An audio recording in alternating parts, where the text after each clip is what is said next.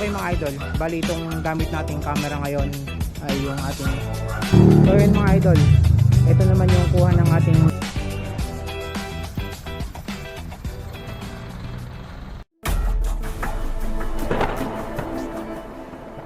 time check mga idol, 3:57 ng hapon. So ngayon ay nakita nyo na yung thumbnail nung video natin. So ngayong araw ay samahan nyo kami papuntang Robinson, Manila, at doon tayo titingin ng DJI Nano. Let's go!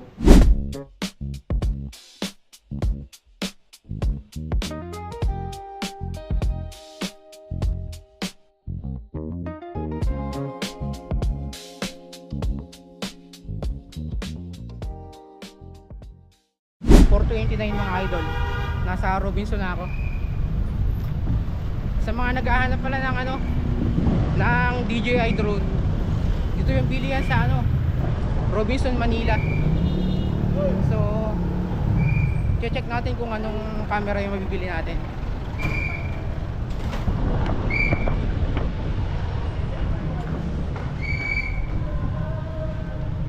Pagpasok namin sa mall ay nagulat kami dahil wala na pala sila sa malaki nilang pwesto.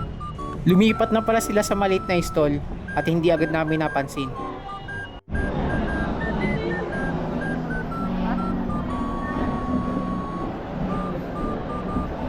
Hinahanap namin yung DJI mga idol. Ginagawa mo? Nasa third floor kami. Kaso parang wala na dito ngayon .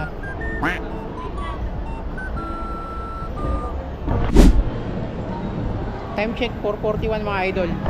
Nasa labas na pala yung DJI. Dati andito sila eh. Ngayon, okay lang isama ka sa vlog?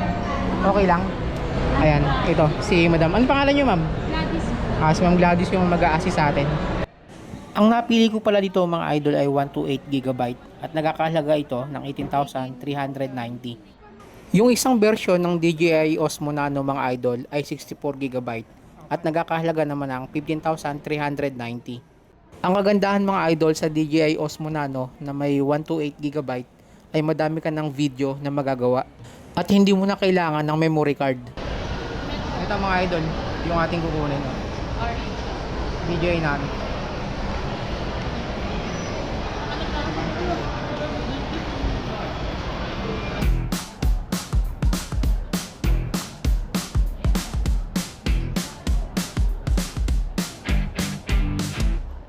Ayan mga idol, i-activate lang natin yung camera.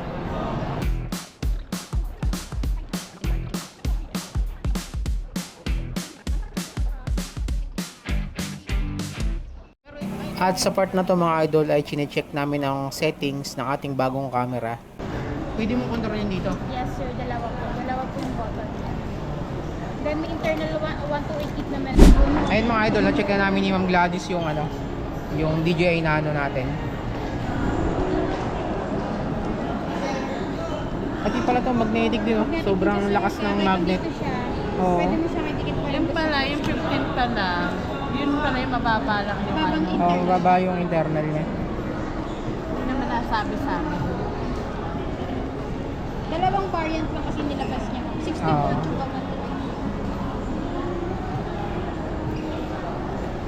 Pero expect. Ayan, tapos na tayong i-assist ni Ma'am Gladys sa nabili nating DJI Nano. I-check natin yung mga price list ng nila ng mga DJI drones at saka camera.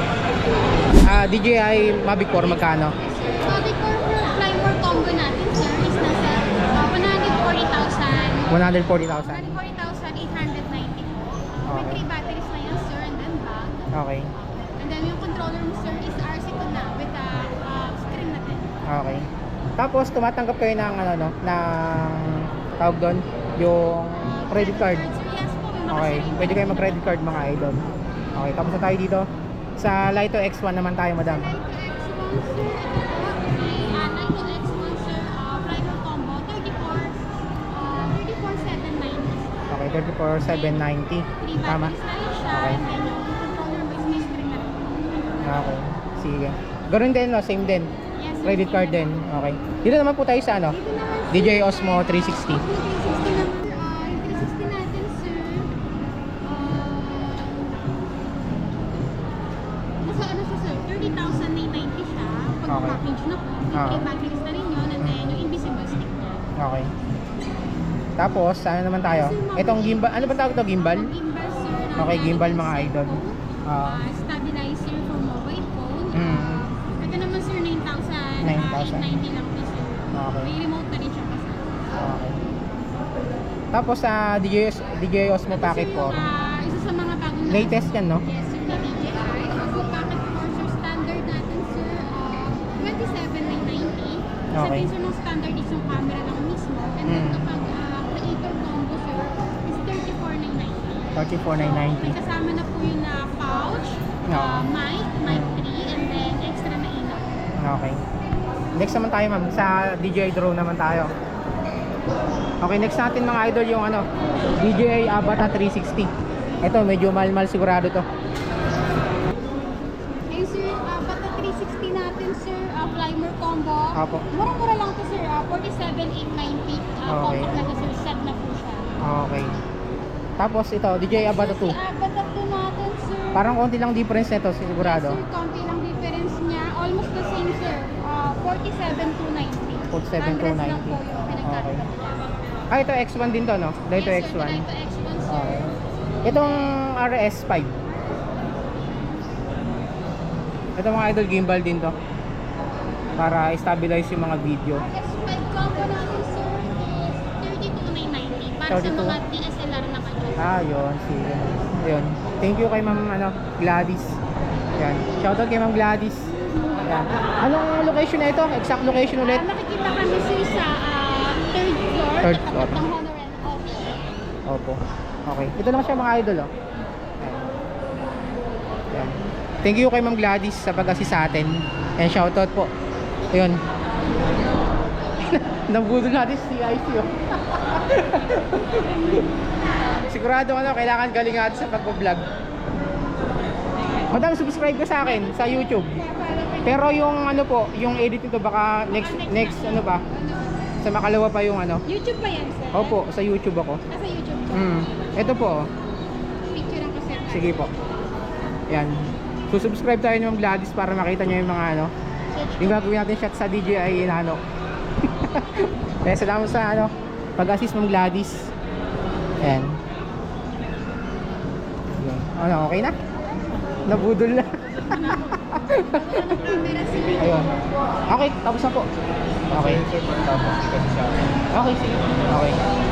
So yun mga idol, bawal kasi mag-video rito, kaya ano, kita-kits lang tayo sa labas. Time check mga idol, 7:51 PM. Bali nga pala, inactivate ko muna yung DJI Nano sa firmware nya. At siya-charge ko rin muna. Ayan. Siya-charge ko muna yung ano, yung camera tsaka yung dock. Ayan o, 67%. Tapos mamaya try kong i-testing yung ano, night footage nya sa labas. Pagkumparahin natin yung itong GoPro tapos yung DJI Nano. Hintayin ko lang ma full charge tapos punta tayo sa labas. Okay, ito na idol yung ating mga ano, in-update kay DJI Nano.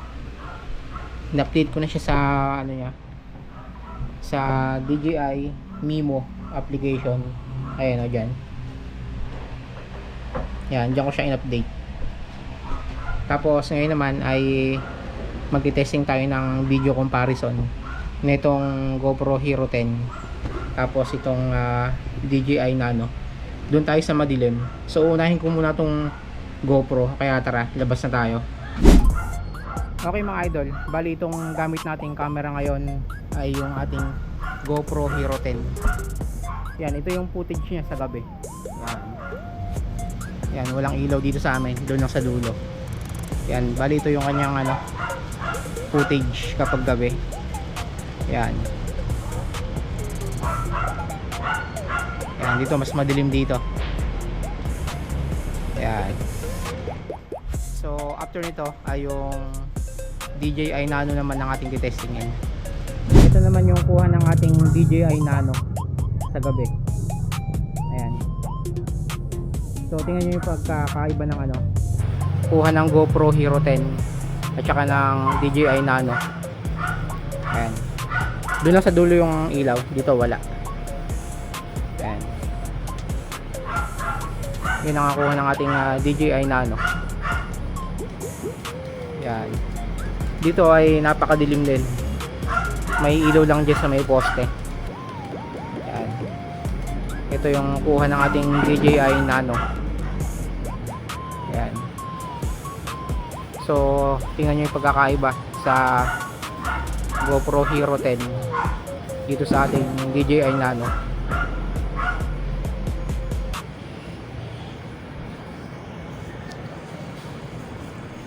At ayun na nga mga idol, bali natapos na tayong video comparison itong ginagamit kong GoPro Hero 10 tapos itong ating bagong DJI Nano. So sa screen pa lang ikita ko na talagang napakalinaw ng DJI Nano sa pagkuha ng video paggabi. Tapos ang nakita ko lang na isang hindi naman siya problema.